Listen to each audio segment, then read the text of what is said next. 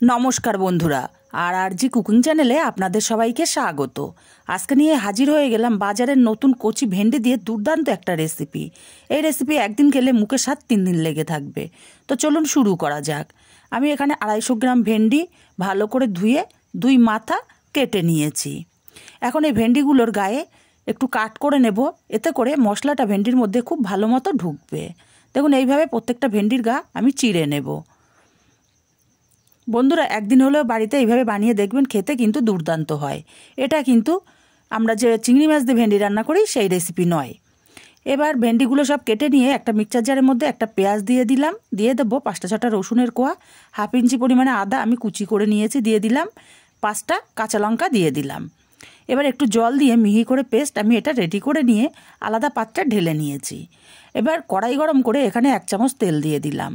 তেলটাকে গরম করে এখানে কিছুটা চিংড়ি মাছ দিয়ে দিয়েছি, দিয়ে দেবো খুবই সামান্য একটু হলুদ, সামান্য একটু লবণ, আর দেবো 5টা-6টা রসুনের কোয়া। চিংড়ি মাছগুলোকে নাড়াচাড়া করে ভেজে নেব। চিংড়ি মাছগুলো নাড়তে নাড়তে চিংড়ি মাছগুলো ভাজা ভাজা হয়ে গেছে। এখন এই চিংড়ি মাছগুলো আমি সরাসরি মিক্সচার জারের মধ্যে তুলে নেব। তারপরে ঠান্ডা করে জল ছাড়াই চিংড়ি মাছটাকে বেটে নিতে হবে। চিংড়ি মাছগুলো আমি মিক্সচার জারের মধ্যে উঠিয়ে নিলাম, আর চিংড়ি মাছগুলো উঠিয়ে নিয়ে আমি এখানে 1 চামচ তেল দিয়ে দিলাম। তেলটাকে গরম করে আমি ভেন্ডিগুলোকে দিয়ে দিলাম, দিয়ে দেবো খুবই সামান্য একটুখানি হলুদ আর সামান্য একটু লবণ। লবণ হলুদটাকে দিয়ে ভেন্ডিটাকে নাড়াচাড়া করে একটু সময় নিয়ে ভেজে নেব। তবে খুব ভাজবো না, ভেন্ডির কালারটা হালকা চেঞ্জ হওয়া পর্যন্ত ভেজে নিতে হবে। এতে করে ভেন্ডির যে নাল ভাবটা থাকে সেটা কিন্তু একদমই চলে যাবে। ভেন্ডিটা ভাজা হয়ে গেছে, এখন আলাদা পাত্রে নামিয়ে নেব। ভেন্ডিটা নামিয়ে কড়াইতে আরও 2 চামচ তেল দিয়ে দিলাম। তেলটা গরম করে এখানে দিয়ে দেবো একটা পেঁয়াজ কুচি। পেঁয়াজ কুচিটাকে দিয়ে নাড়াচাড়া করে পেঁয়াজ কুচিটা ভেজে নিতে হবে। পেঁয়াজটার কালার চেঞ্জ হয়ে গেছে, পেঁয়াজটা সুন্দর মতো ভাজা হয়ে গেছে। এখন এখানে দিয়ে দিলাম 2টো ছোটো সাইজের টমেটো কাটা।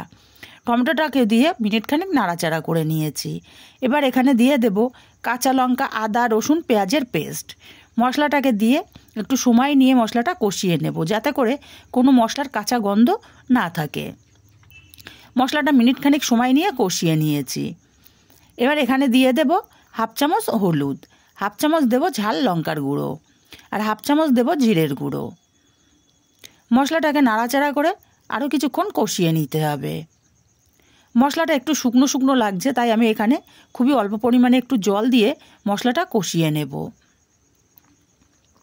মশলাটা যাতে কোনো মশলার কাঁচা গন্ধ না থাকে সেইটা খেয়াল রাখতে হবে। মশলাটা কিছুক্ষণ কষিয়ে নিয়ে এখানে যে আমি চিংড়ি মাছটা বেটে রেখেছি সেই চিংড়ি মাছ বাটাটা দিয়ে দেব। চিংড়ি মাছ বাটাটা দেখুন একদম শুকনো শুকনো করে দলা দলা মতো হয়েছে, এইভাবে বেটে নিতে হবে। এবার চিংড়ি মাছ বাটাটা দিয়ে আরও মশলার সাথে মিনিটখানেক কষিয়ে নিতে হবে। চিংড়ি মাছ বাটাটাও মশলার সঙ্গে মিনিটখানেক কষিয়ে নিয়েছি। এবার এখানে দিয়ে দেব ভেজে রাখা ভেন্ডিগুলো। ভেজে রাখা ভেন্ডিটাকে দিয়ে মশলার সাথে ভালো করে কষিয়ে নেব। মিনিট 2 সময় নিয়ে ভেন্ডিটা মশলার সাথে কষিয়ে নিয়েছি। মশলাটা একদম শুকিয়ে এসছে, আর মশলাগুলো চিংড়ি মাছ বাটা ভেন্ডির গায়ে সুন্দর মাখা মাখা মতো হয়ে গেছে। এখন এই পর্যায়ে দিয়ে দেব জল, তবে জলের পরিমাণটা একদমই অল্প দিতে হবে, কারণ এই রেসিপিটা শুকনো শুকনোই বেশি ভালো লাগে। স্বাদ মতো লবণ আর 1/2 চামচ চিনিও দিয়ে দিলাম, দিয়ে নাড়াচাড়া করে সব কিছু খুব ভালো করে মিশিয়ে দেব। বন্ধুরা একদিন বাড়িতে বানিয়ে দেখবেন, দারুণ হয় কিন্তু খেতে, দারুণ হয়। খুব ভালো করে নাড়াচাড়া করে মিশিয়ে দিয়ে ঢাকা দিয়ে 5 মিনিট আমি রান্না করে নেব। 5 মিনিট পর ঢাকাটা খুলে নিলাম। দেখুন রান্নাটা আমার পারফেক্টভাবে হয়ে এসছে, তরকারি থেকে তেলটা আলাদা হতে শুরু করেছে। এখন একটু নাড়াচাড়া করে দিয়ে অল্প খুবই সামান্য একটু ধনেপাতা কুচি ওপর থেকে ছড়িয়ে দিলাম, আর ধনেপাতা কুচিটাকে দিয়ে খুব ভালো করে নাড়াচাড়া করে মিশিয়ে নিতে হবে। খুব ভালো করে নাড়াচাড়া করে মিশিয়ে আমি আলাদা পাত্রে নামিয়ে নিয়েছি। রেসিপিটা কেমন লাগলো কমেন্ট করে জানাতে ভুলবেন না। ভালো লাগলে কাছের আত্মীয় স্বজন বন্ধুবান্ধবের কাছে শেয়ার করতে ভুলবেন না।